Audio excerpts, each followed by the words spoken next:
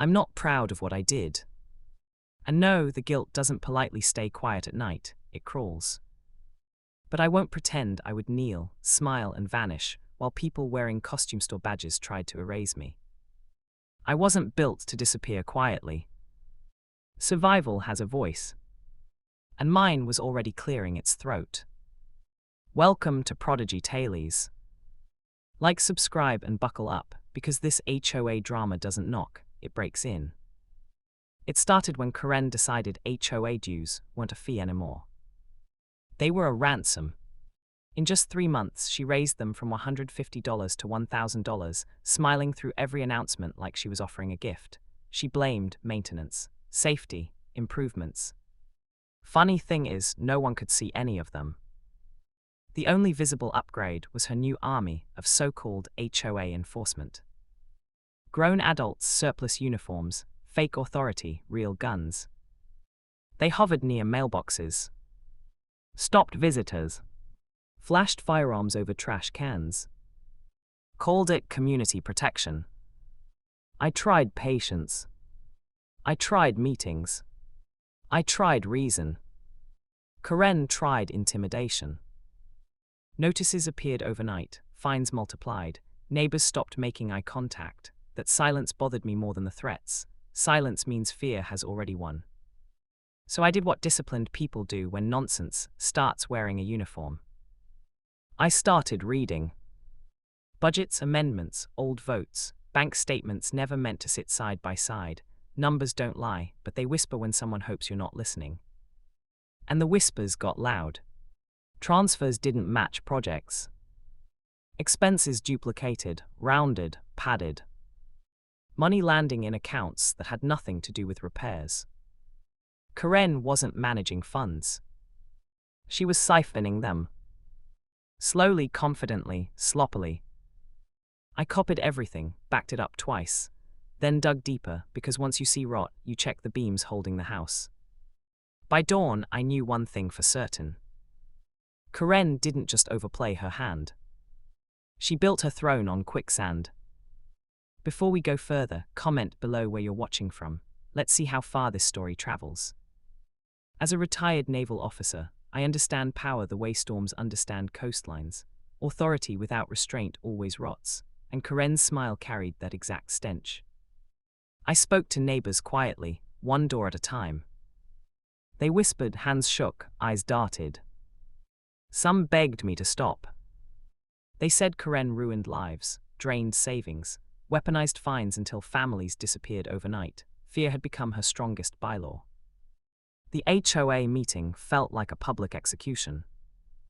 Karen arrived polished, jewelry gleaming, her uniform toys standing close.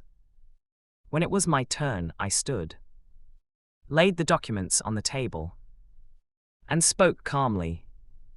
I explained the math, the transfers, how community dues became personal revenue. Gasps spread, Karen laughed, then froze when the pages circulated. Denial failed. Deflection collapsed. Insults bounced off facts that refused to move. I told her I'd be seeing my attorney in the morning. No threats.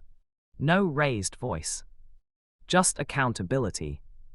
Karen smiled back, slow and confident, like someone who already paid for the ending. That's when I noticed her enforcers. Not angry. Calculating. Hands hovering too close to their belts, eyes memorizing my walk.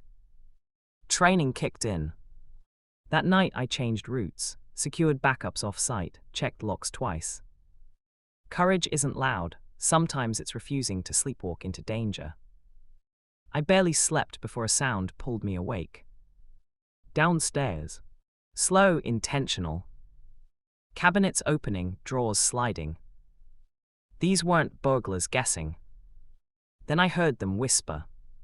One said they needed the documents. The other said Karen wanted everything erased, tonight. Then the words that turned my blood cold. If we leave him alive, he'll just dig up more proof. That's when I knew. They weren't here to scare me. They were here to end me. I called emergency services silently and left the line open. Then I moved. 2 pillows under the blanket, shaped like a sleeping body, sheets smoothed perfectly. From the doorway, it looked real. I wasn't in the bed. I was in the corner. Out of sight.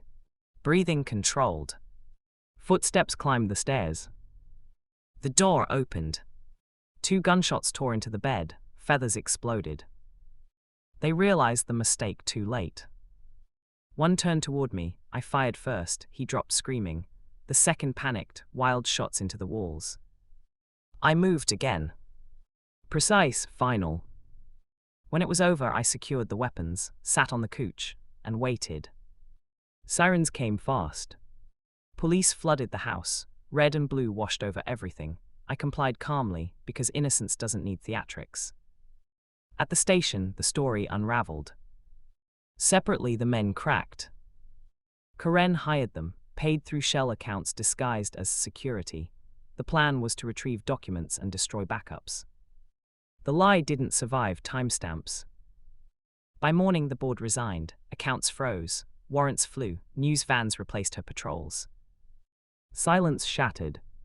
Charges stacked fast: fraud, conspiracy, money laundering, attempted murder. Karen didn't just face prison. She faced exposure.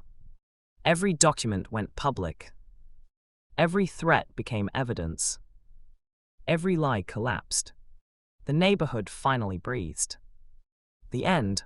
Like and subscribe for more HOA showdowns.